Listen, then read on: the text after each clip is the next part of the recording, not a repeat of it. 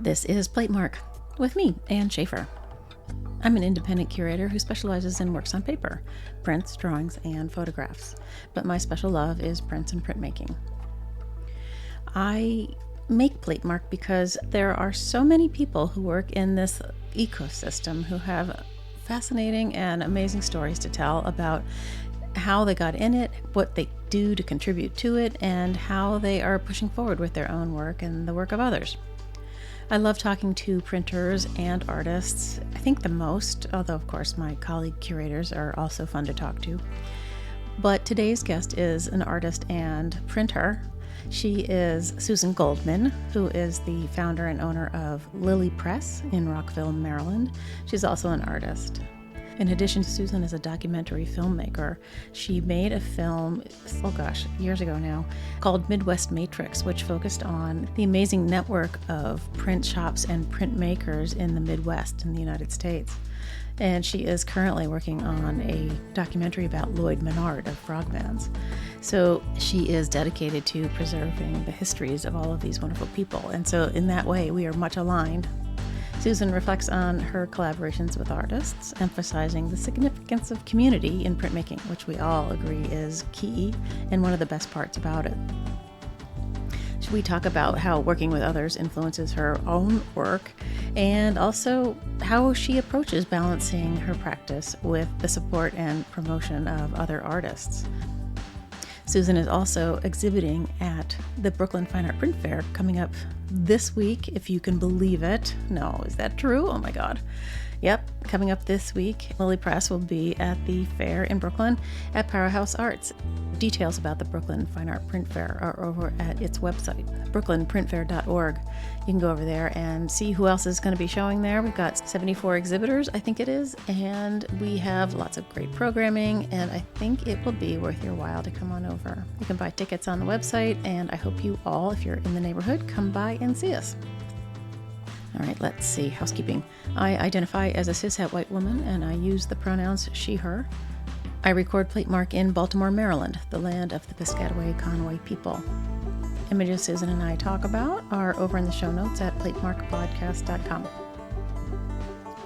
All right, let's get rolling.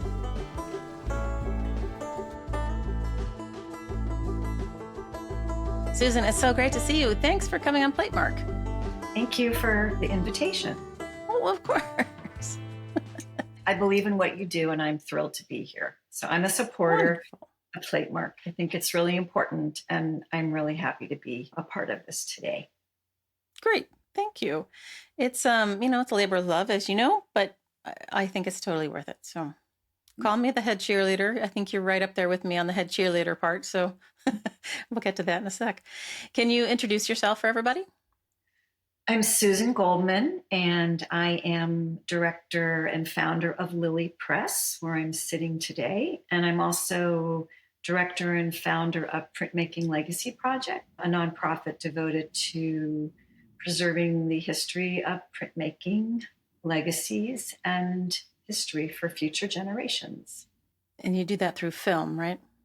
I do that. I make short documentaries on artists, primarily printmaking artists. The one that I first saw of yours that I was like, I need to go meet this person because I realized you're just an hour away from me, was the Midwest Matrix from 2012, which I just rewatched. I had to dig out my old laptop that had a CD player in it. But it was so great to get all those people on film, so great. Yeah, that was the start into the documentary world for me. And it really came out of my love for printmaking, and I didn't really know what I was getting into. It took about 8 years to really build that story. I would be invited to be a visiting artist, and I would take that money and I'd hire a video camera person, and I would put the camera on the artists that I was working with or faculty that were at that institution. So it's got every iteration of video, format, from the old films to, chips now. So, yeah, so it was truly a labor of love. Yeah, But well, I mean, such a great document.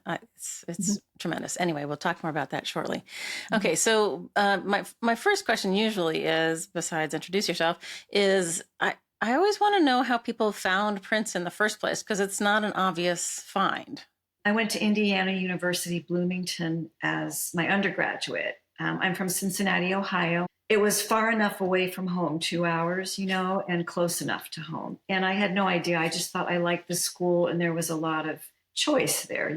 I had no idea what I was going to pursue, but I knew I wanted to do art. I started out in painting, had wonderful teachers, but you had to take a course out of your discipline. And so I enrolled in a printmaking class. And that was it. Because I was like, the printmaking department, well, Rudy Pizzotti was the lead professor, Marvin Lowe and Wendy Cowman. And I remember, you took a practicum where you had, 4 weeks in intaglio, 4 weeks in silkscreen, or 4 weeks in litho. The printmaking faculty came in and Rudy was really electric. He had these giant woodcut blocks. And I was I had no idea, but I thought, this is it. They were exciting. I thought the printmakers were much more interesting. I love painting, but they had a terrific graduate program there. So the grad students taught the undergrads, obviously. But they were really diverse. And also I noticed at painting at IU, a lot of, teachers, students would imitate their professors. And in printmaking, there was just more diversity. But I just know that I loved the community of it and, the making of prints. So that's how it started. I started out in intaglio, and then I took litho, and I'd always forget to rosin and talc and gum the stone and run down and call my friend and go, oh my God, I forgot to put the rosin and talc. And I'm like, don't worry, we'll make it work. But then I took a silkscreen portion of it. And that was when I really got pulled in and became a BFA printmaking student. And the rest is history, I guess. But I didn't realize what an incredible art department was there at the time. But that's where it started. What was it about screen prints that got you? I think color, and I was trained back in the day, I feel like sort of a dinosaur, but, you took an etching class and you spent a whole week beveling the plate. And litho, you had to grain the stone, and it was so terrifying to finally get it right. And then you were supposed to draw on it. And I was so intimidated by it because I thought, if I draw on this, how am I going to get the drawing out? And I'm going to have to get the levigator, and I'm going to have to grain it again. And it felt really terrifying. But silkscreen was really direct, and it was positive to positive. Plus, I really found my mentor, Wendy Cowman, was the professor of printmaking there. And it was just a gas. I remember our first assignment, we had these bones. She had pelvic bones from cattle and so forth that we drew. And then we had to do, stencil prints. And I remember it was oil-based ink too. And I remember the first printing, it was 3 or 4 people where she's print, pull, put the proof under there, move. It was this excitement of energy around, oh my God, how the heck is this going to work? But it was just so exciting. And, it was color, and you could do so much with it quickly, so easily. So that's why I think I really fell in love with screen printing then. Were the cow pelvic bones, were you photo screen exposing, or were you cutting a stencil? No, we had IU when I grew up, we didn't do anything from photographs. I mean, there was photolitho then. I mean, there was photo chemicals, and there were Kodalith. Okay, at the time, photography was really entering into things, but they didn't allow you to do photo till later in your classes. So we had to draw from life, and these were paper stencils. You had to, good old newsprint, because oil-based ink would not penetrate newsprint. It was a great resist. We also had to do card registration. They didn't give us pin registration till our, second semester or something. And we're like, God, why didn't you give it to us at the beginning? It was all direct drawing on the screen and LePage's glue for block out. And, we were like WPA artists with lacquer thinner cleaning out the ink. I mean, it was very toxic, but it was delicious. Yeah, it was. I, I didn't know that about oil-based inks and newsprint. Yeah, yeah. You had to buy your own cans of inks. I mean, they had very good ventilation. They had tables and they had fans that drew out right across your table. So it was really a great studio at IU. And John Whitesell, who's a marvelous screen printer, was a graduate student then, but he taught at University of Louisville eventually. But he set up the whole studio, and I didn't know that till I interviewed him. But you had your own table, and you had drawers, and you had a window. There were windows in this particular studio, and they had a fan because it was the old bunkers from World War II, where it was the old housing they'd converted into studios. So there were windows. So each window, so it was still stinky and toxic, but, and I think we wore gloves. Yeah, of course we wore gloves. And we had masks, some of us later, but it was oil-based inks up into water-based inks, which Lois Johnson, who was at University of the Arts in Philly, she's now deceased, but she kind of wrote the manual on Hunt Speedball back in the probably 80s, I think. Yeah, but so when water-based silkscreen ink, you could no longer use good old newsprint for your paper stencils. You had to use resist. That was the conundrum of water-based ink, so that your stencil base. I find that fascinating. I mean, it must be the sizing in the newsprint or something. Well, I mean, the oil-based, it doesn't leak, it doesn't go through. I mean, oil-based inks dry really flat. They're fantastic. I mean, they're it's not the water-based problem. But I mean, now there's tons of inks that are good and the colors are good. But back in the day, you could print like 20 or 30 prints with a newsprint stencil. It wouldn't leak through. That's amazing. I did not know that. Jesus. Well, so there must be some period of time between finishing at IU and starting Lily Press. What were the intervening years occupied? Well, having kids probably. Well, I graduated from Indiana, and then I went directly to graduate school, Arizona State in Tempe. And I was there 3 years, and there was still oil-based ink there when I remember in the screen print room. And I was there 3 years. But when I graduated, I really didn't want to go off and teach in some faraway school. I was working as apprentice for Fritz Scholder, the painter, and different artists I worked with. And I got a Arizona Commission on the Arts was just being built at that time. So I got a year residency teaching little kids. And, they paid really well. So I had many jobs like community college, private high school teaching. I did a little bit of everything. But the Arizona Commission on the Arts, I got a year residency, and I went into, I think, 13 schools in this particular area in Arizona. And I had a little cart, and I used to cut lacquer stencils for all these kids, and we printed. I was the art lady that came in, and taught that.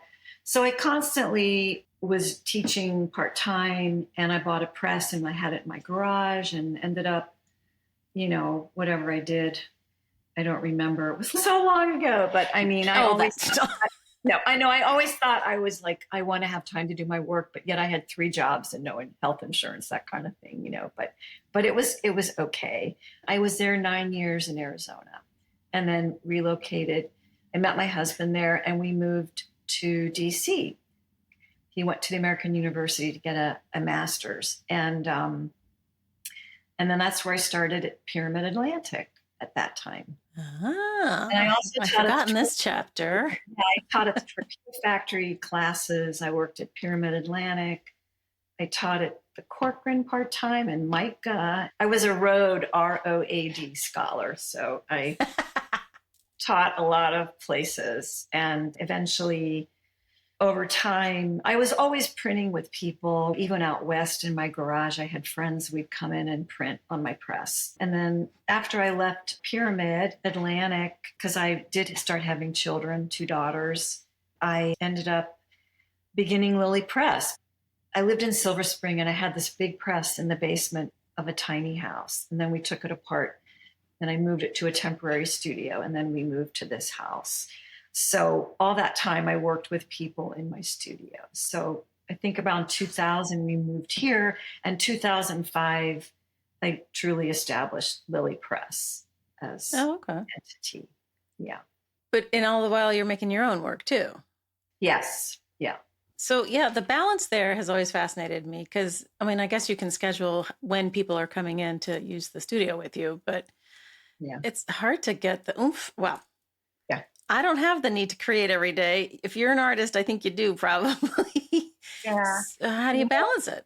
Well, my life is a three-ring circus. People always say to me, you do so much. And, but I love what I do, and I don't see them as separate things. I mean, it's all part of a whole life. And I feel like the printmaking studio is sort of interdisciplinary naturally, and there's always something going on in it. It took a while to figure out how to make it work, and that I always make time to do my own work. That's always been a priority. But I feed off the energy. It's sort of, I like it. Like you wear many hats too, and it just jazzes you up and you love it.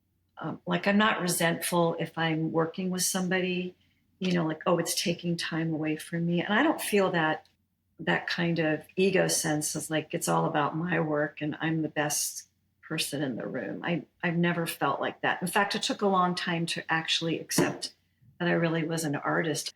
I know I'm an artist, but I always felt like, I have this ideal growing up that artists had to suffer and struggle and be miserable. And I was raised in a very supportive home and, blessedly with a lot of protection and love and follow your dream kind of thing. So I was never really in conflict about how am I going to do this, because I had help. My family helped me when I needed help. So I always felt like, well, I'm not really an artist because, I'm not struggling enough.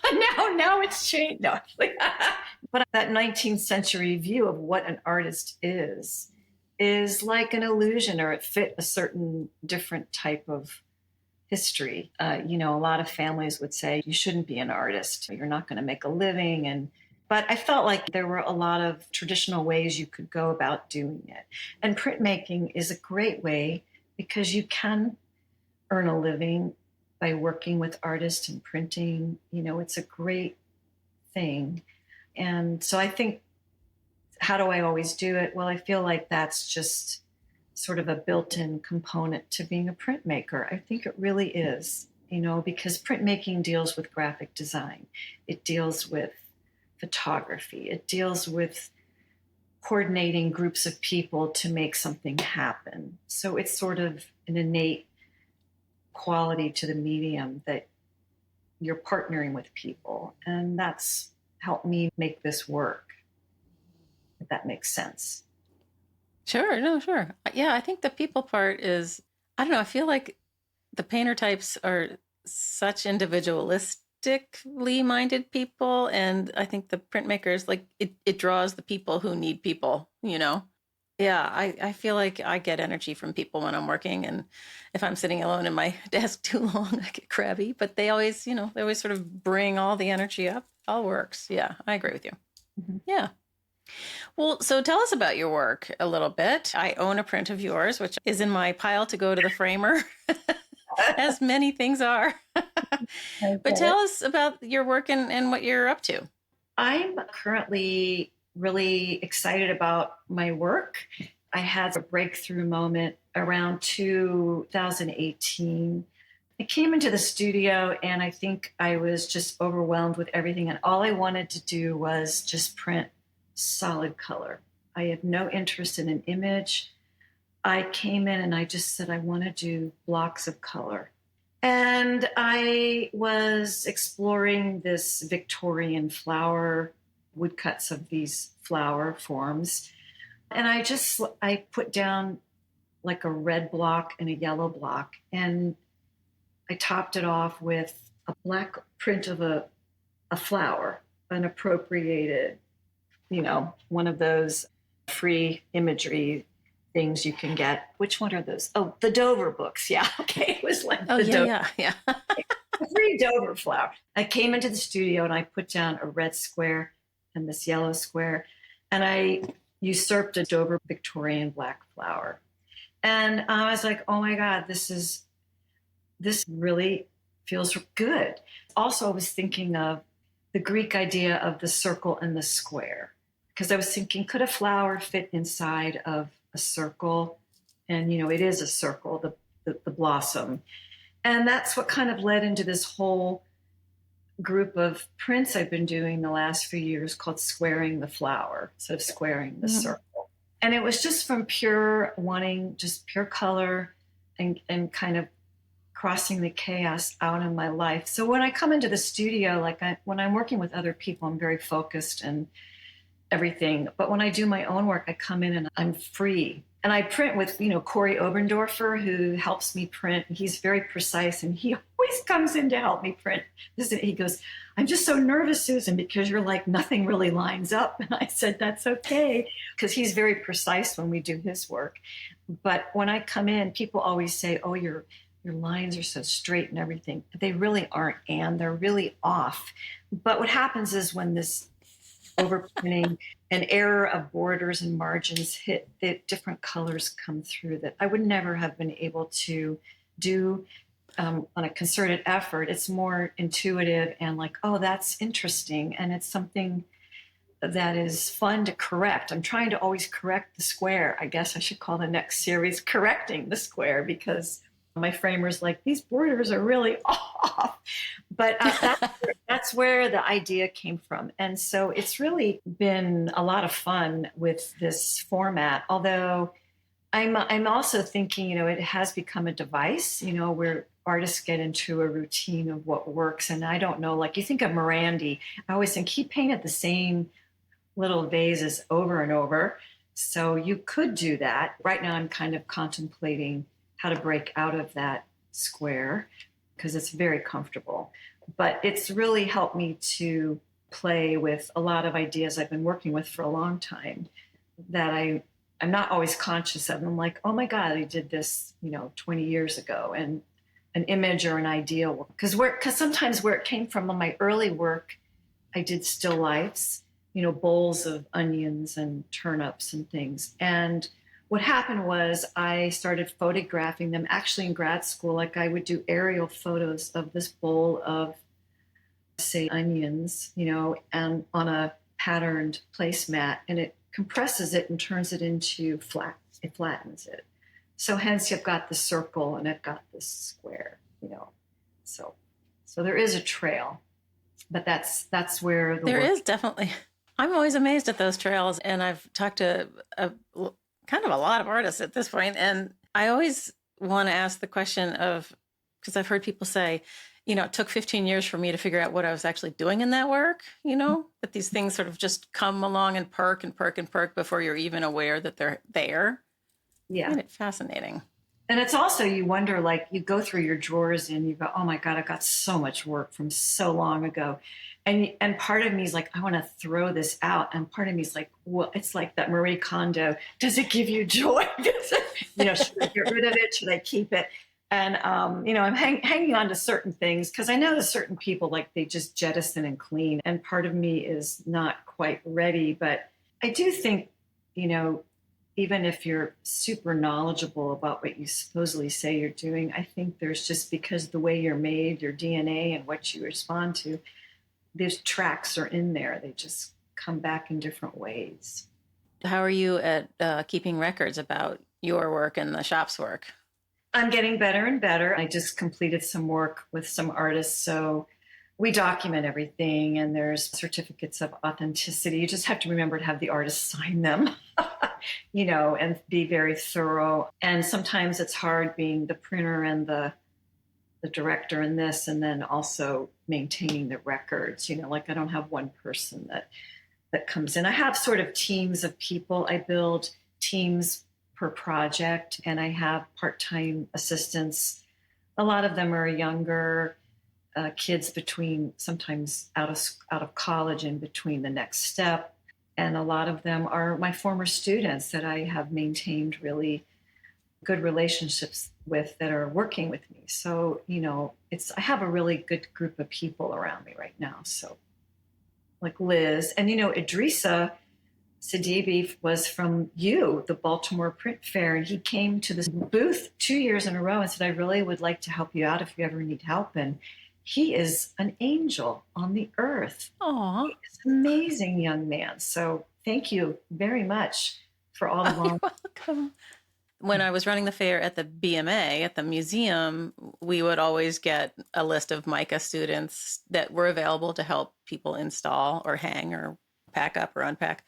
And we've kept that going. So at the Baltimore Fair, we assembled this list again. And so you go on and, Justin was working with Huck and he's going to the woodcut boot camp. And, and that was the whole point, was to make those connections and help people expand their network. So I'm glad it worked. It does. Thank you very much. Well, and it's so good for them, just to see what a professional shop's like and whatever. He's a wonderful young man. And I mean, I kept saying to him, I don't have any place. The second year at the fair that I attended, I saw him again and I said, I don't have anything right now, but I haven't forgotten you. And then I did call him and he came, and it's just been magical. Yes. And actually his mother, I finally got to meet his mom, and she came over. She's an artist too. He goes, can I mix some ink for her? She got a job printing anniversary cards for somebody. And then he came last week with the card and the envelope and said, so it's just wonderful. Yeah. You're paying it forward. Oh, that's cool. Oh, that makes me happy. Yeah.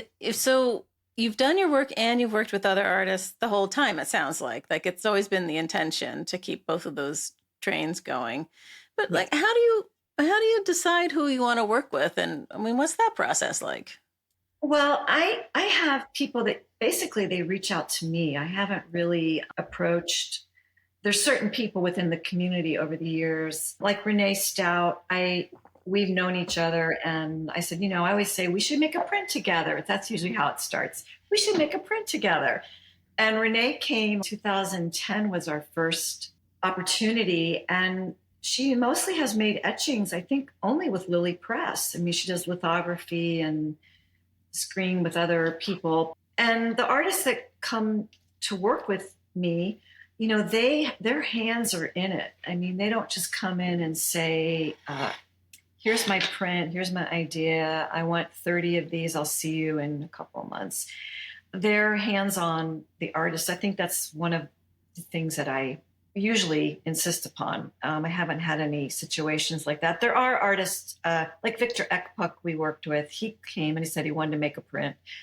And so he came to the studio and we did a proof and he left. He didn't have to stay here when we ran it. But typically they're pretty involved. And then I worked with Sam Gilliam. I met him through the Midwest Matrix project.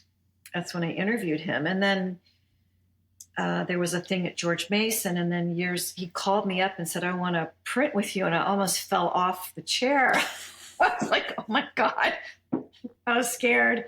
Actually, he worked with Bill Weege in that film, Bill Weege. And so he actually called and said, I want to print over a print from Bill, because they would send prints back and forth all the time.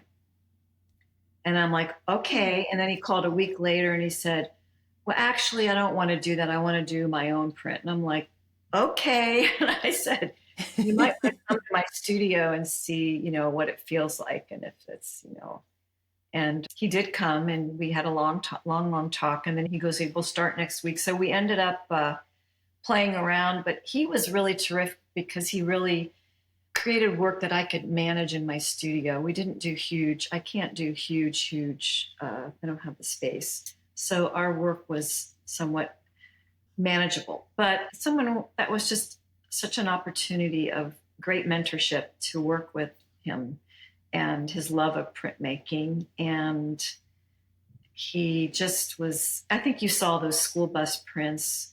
I love those. But, that's why I do like working with artists, because it helps me learn. I don't want to just do the same thing over and over again. And I'm not the kind of studio where someone comes in and I'll say, you can only have 5 colors. There are shops that you can only do this many, you can only have this. I've experienced that when I was somewhere and I wasn't able to. Yeah, like we only have 5 colors. It was a lithograph. What? Yeah, I mean, and people, it's everybody's, and every artist that comes in, like the way I, calibrate the cost and the way it's totally different every time. Even if I've done like a silkscreen, it's never the same, ever, never. And a lot of shops come out with a certain look to them. I mean, maybe back in the day they did. I don't know if it's so much like that now. That might be something to look at. Like I remember, Tyler Graphics, everything had a certain, feel about it, and not bad, but just you definitely could tell a quality to the work. So I think that's true. You can always pick a crown point press etching off the wall, Yeah, you can. Yeah. So with a lot of looking people. Sorry. No, I meant it's true. I mean, you think of Dennis O'Neill, when God bless him, Handprint Studio definitely had a certain feel to the silk screens. He did something so unique to his process, and I don't know if Lily Press really has that. I look at it. I think the first time, actually, thanks to you, Ann Schaefer, at the Baltimore Print Fair, this is a plug, the first year, I remember asking you, should I put up just a few or everything? And you're like, put it all up. So, and that was, well, you were saying salon style. I have to tell you, I was blown away by all the work that had been produced here from your fair.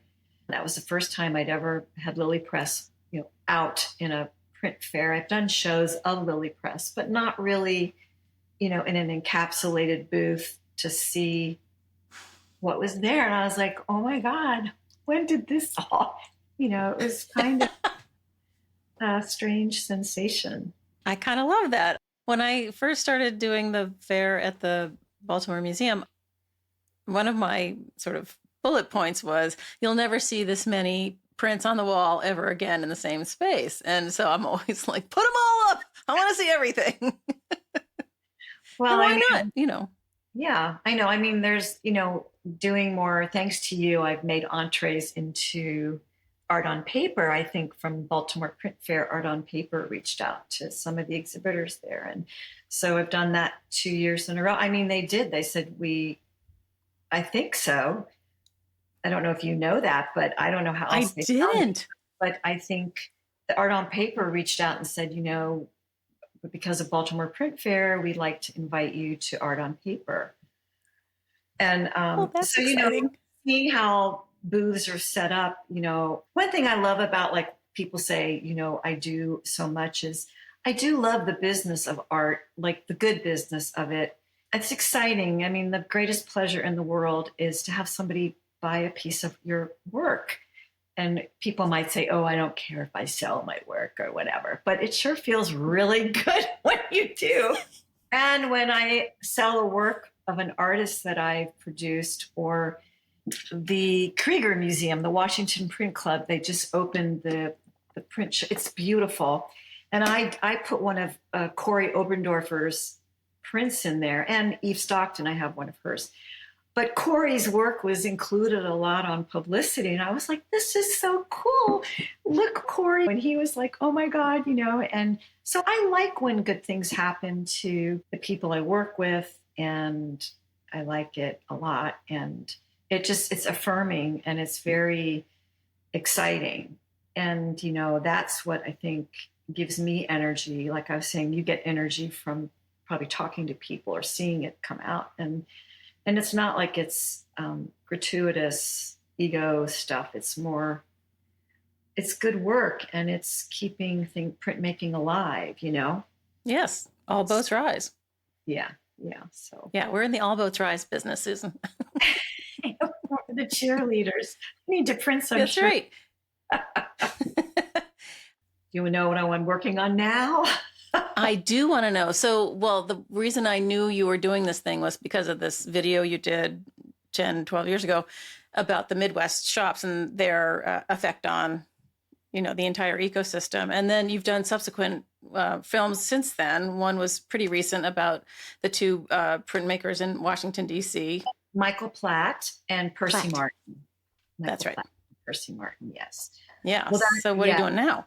I'm currently working on Lloyd Menard. It's almost finished. Lloyd Menard from Frogmans. I mean, I'm embarrassed that it's not done because I had some shift in my staff and editing, and because it's sort of like one person juggling, but we're back on track. It's almost finished, and I would like to finish it, while Lloyd is still thankfully on the planet. He's living in Nebraska, and he doesn't answer his phone. He's like, because I'm deaf, I don't hear it. And I'm like, oh my God, Lloyd, you've got to pick up your phone. But that's almost completed because it's his story and it's fabulous. In it, I'm featuring Rochelle Toner. They were very close friends. And I'm doing a documentary on Rocky Toner. I've got all the interview done and the editing is yet to happen. She's an important, incredible artist. I had a really interesting experience, which I'll tell you about in a minute. But essentially, the two that I'm working on now, soon to be completed this year, will be Lloyd Menard and then Rochelle Toner. So then I'm sort of taking a little break to catch up with myself because I get so excited interviewing people. And then I don't want it to be waiting to be done. It bothers me. So.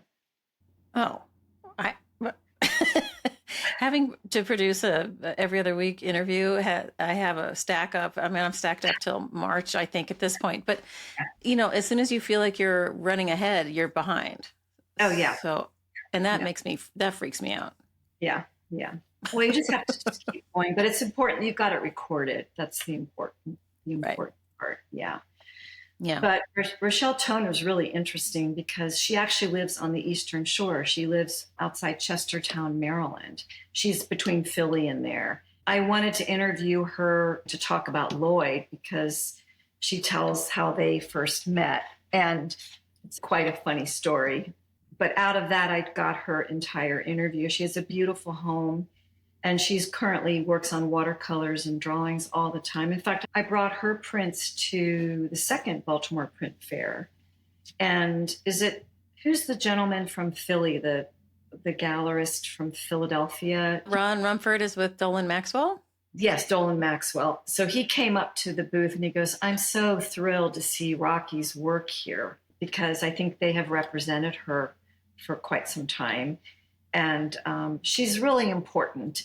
What's really interesting is she's a very shy, quiet, not shy person, but she's not a self-promoter. She said, but Lloyd was the one who took her work all around the Midwest and sold it. And she said, if it wasn't for him, he was the one that really exposed her. And that back in the day, people in the Midwest and so forth, they sent their work together in packages to print shows.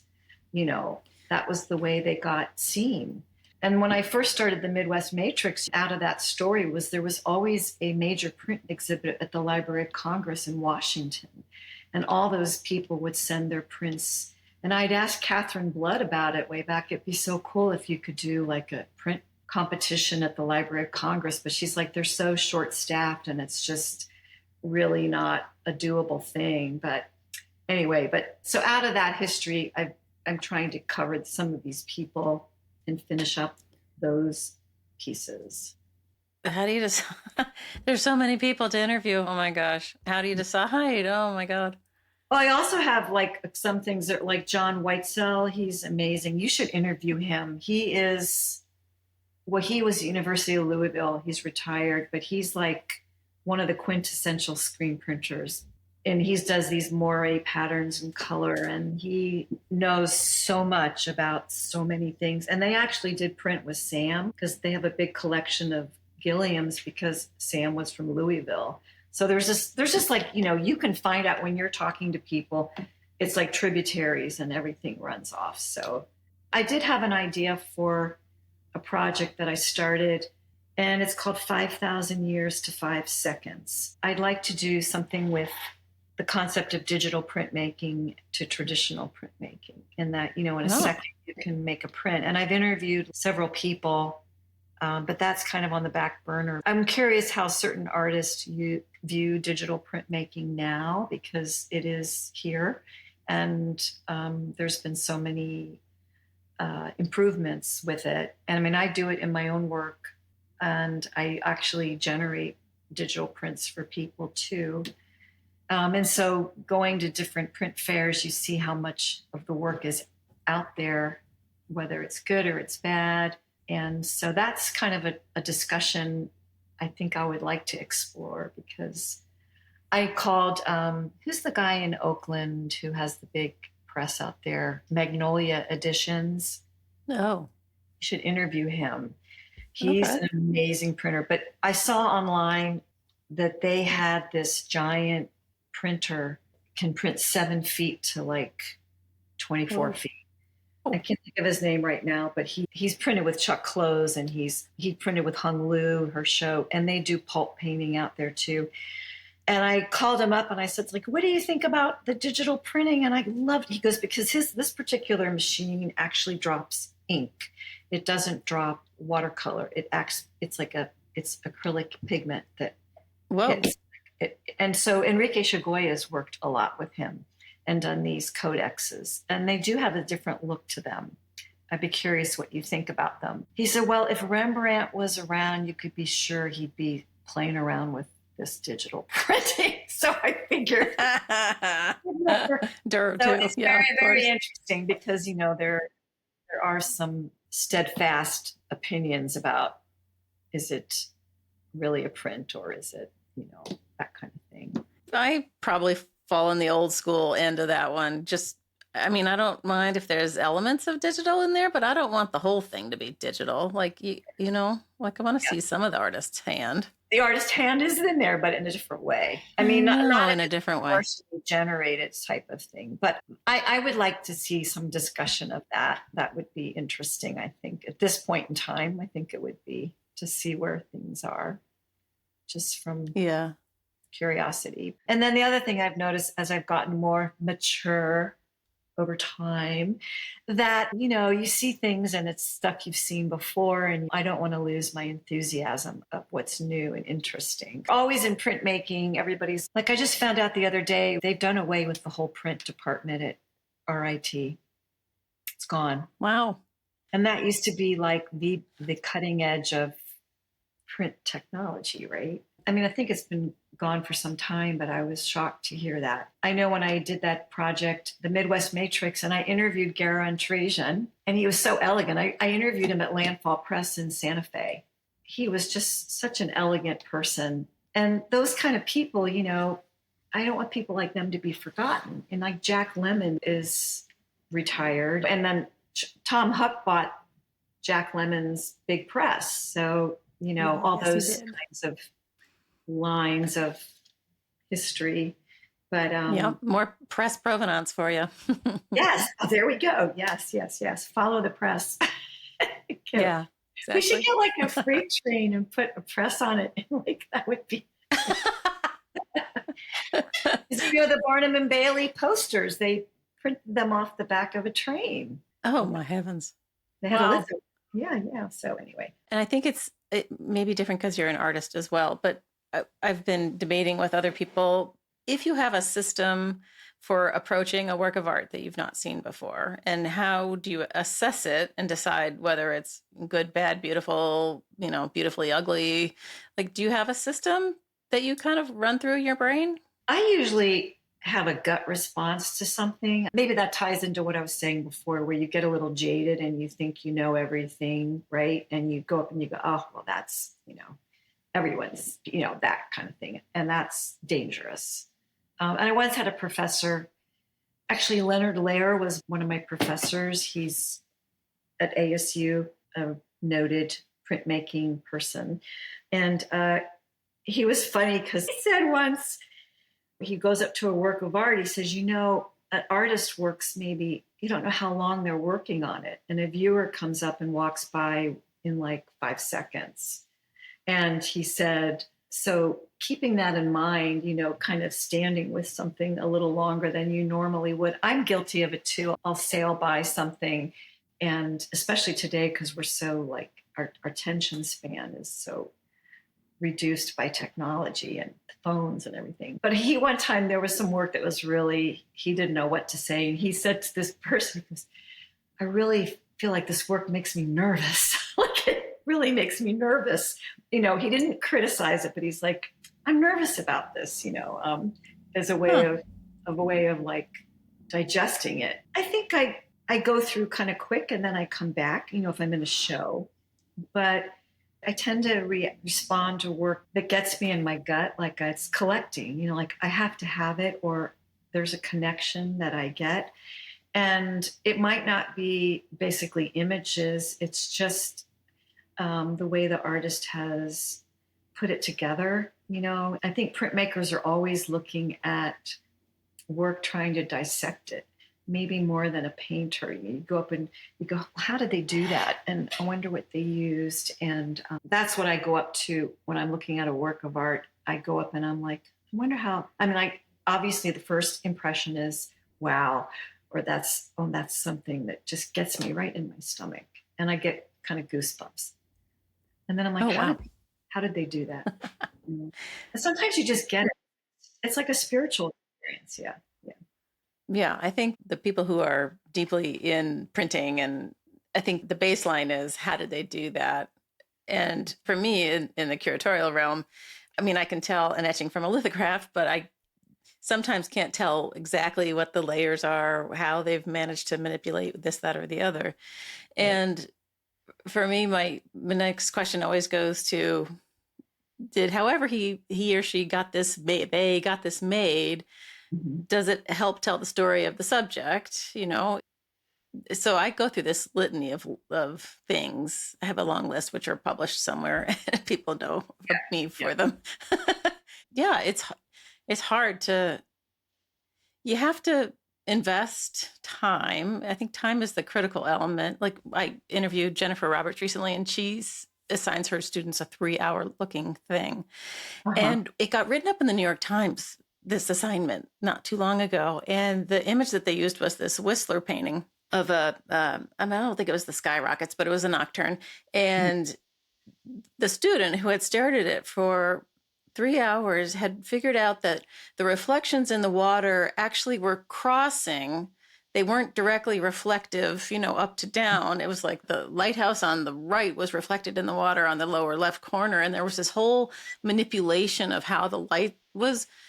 It was crazy. And if you hadn't sat there for 3 hours, you would never or even wondered about it. And as she says, the longer you look at something, the less familiar it gets. It gets weird. It's like if you say a word too many times, it starts sounding impossible. Yes.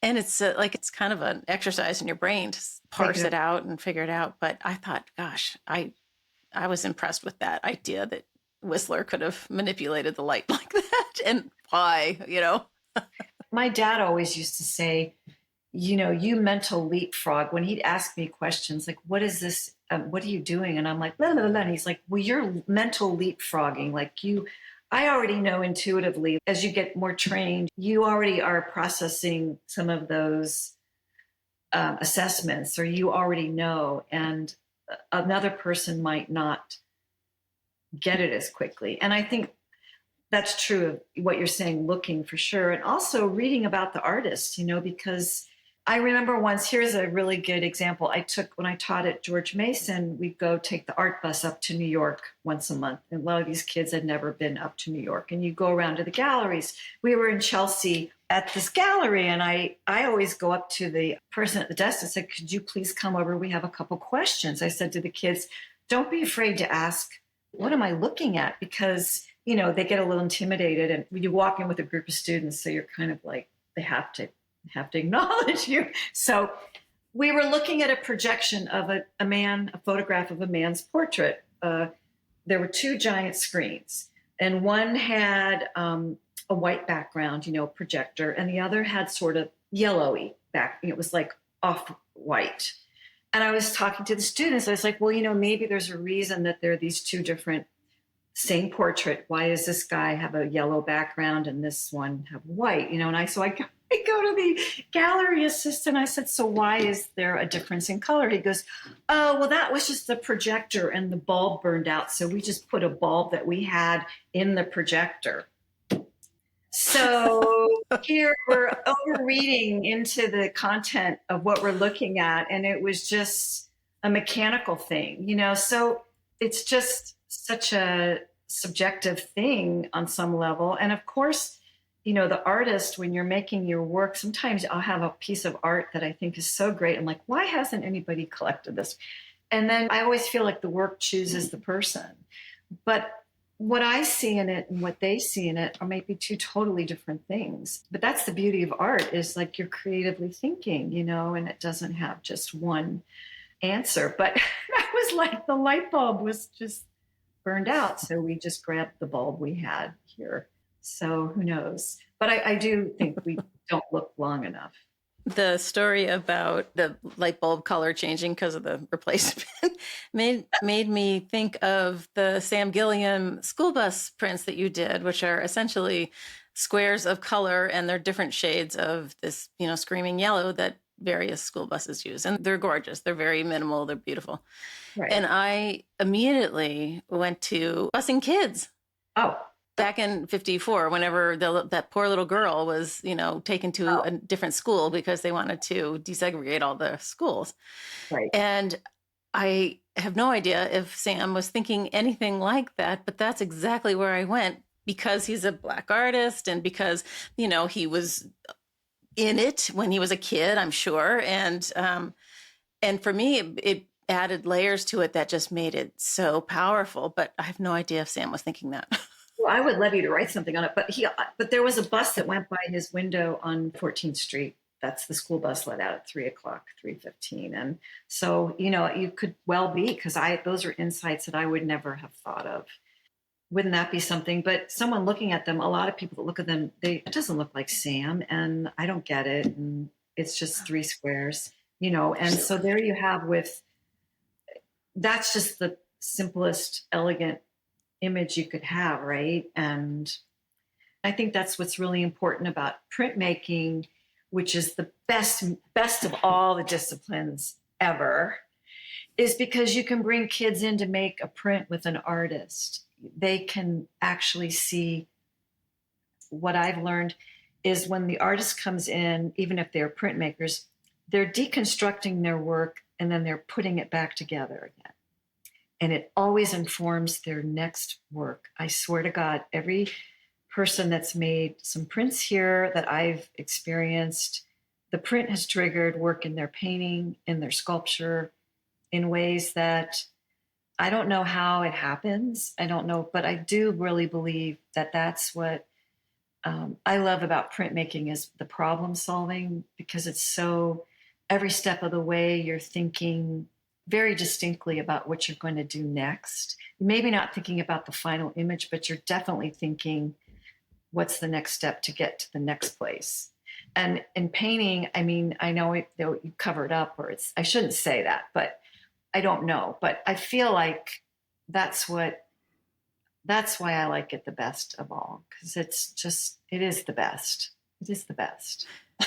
Yeah, I think the painters, they always get a little trash talk from me. I'm sorry, painters. I mean, it's so direct. You stick some color on something and you're done. But the print people, because they have to break it into steps, have to give more consideration to every last bit of it. Mm-hmm. And I think it's just a more thoughtful process, Yeah, I remember in an undergrad, I had a painting professor, and he hated printmaking. He goes, it's indirect because, you're not directly in touch with it. You have to have one step in between.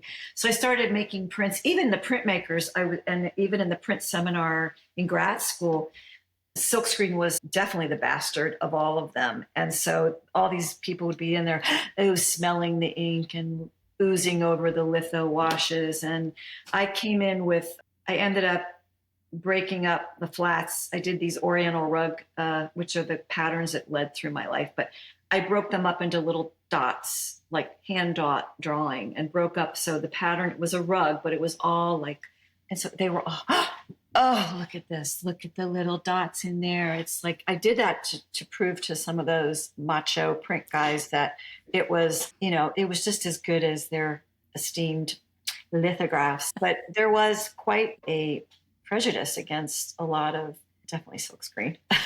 But I mean, it's interesting, the way we grow up and what we're taught and how we perceive things. But back to my original saying is the fact that printmaking is community and you need more bodies to help you do things. You just do. But you learn by doing it, and it's so hard to tell somebody what a print is. I mean, when I've taught so many years, and even collectors and people that come to the studio, like they glaze over, like but once you physically do an etching and you realize, oh, the aha thing is, I get it now, but it's hard to describe it. I remember interviewing Jack Lemmon he's in the Midwest Matrix. He goes, and the moment comes when you lift up the paper and you go, oh, and he goes, even it looks like shit. You go, oh. I think that part isn't in there, but and he says in there, I would, quote him, it's the magic. It's just magical what happens. That does seem like the way to get non-believers in is to stick them in a print shop next to a press and have them watch the printing process. I mean, making could be cool to watch. All the play could be cool to watch, but the reveal is really the magic, right? Yeah. And Phil Sanders always says, give me 10 minutes with a person and I'll have them sold on prints, standing in the shop watching me print something. He's absolutely right. Like you got to see it to really understand it. Well, the Washington Print Club has made several visits to the studio, but the last time they came, I did a little hands-on silkscreen project because, me talking is okay, but my assistant Idrissa, we exposed some screens and we did a print, and it was just a swirl with a blend. I had some squares from another demo that we printed, and everybody got to come up and pull the squeegee. And they all wanted their own print. They put their names, and I am telling you, I'm sure that they went home and they probably put them in a frame, like they made them. And it was, it was just like a little blend of a square that was on there. And then we had exposed a couple of images and we printed. And they were back in grade school. And it was the best thing since that had ever happened. And it's so much more impactful than, of course, they like the prints that they're seeing, but they were doing it. And they got to take it home. And one lady goes, you took mine. That's my name on it. They all look the same. You can put your name on it. That's funny. Yeah, I think that is the trick. That's a great idea, having people pull the screen squeegee. Or crank. I like it. I like it. All right. So is there anything coming up immediately that we all should know about? More exhibits in the future, more print fairs. Baltimore Print Fair. Yeah, I have more artists coming into work, like Corey. We're starting some new work. And so, yeah, just working on documentaries. I just hope to release the Lloyd Menard, documentary. I want to put it online soon or have like a screening announcement. Oh, I got an award from the American Printmaking History. I'm embarrassed what it is. APH, blah, blah, blah, blah, blah. Nice. I got a scholar award for my work in the history of printmaking. So they're having a conference in January in New York, and I'm getting a little certificate, which I'm really proud of because those are like letterpress and they're historical, which I feel like validates the work. And the Black Printmakers is going to be shown in DC. Martin Luther King Library does great public programs. So we're working with high school kids and having a printing press in there and, doing more hands-on kinds of things. Oh, that's great. Gotta grab them early.